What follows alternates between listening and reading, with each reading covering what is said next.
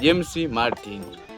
Kwa hivi nashukuru sana elimu hii niliyoipata ya DDCO. Hii niliyoipata nimeipata kwenye ufugaji wa kuku. Nimelima mihogo, nikaivuna mihogo, nikapata hela niliyoipata nikapata tena mtaji kama wa kujengea banda.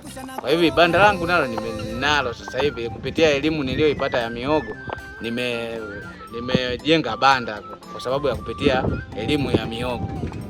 Kwa hivi mihogo nayo vile vile imenilipa kwa sababu sasa hivi nina faida, nimejenga banda. Ndio maana ninakula tena mayai, kuku nini. Kwa hivi nashukuru sana mradi huu wa DDCO. Tulikuwepo tunauza ndoo moja ya lita 20, tulikuwepo tunauza shilingi 60,000 hadi 70,000.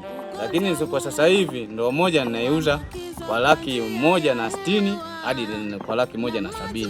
Na soko nalo nje tu, wakati wowote ule nikihitaji wateja wanakuja.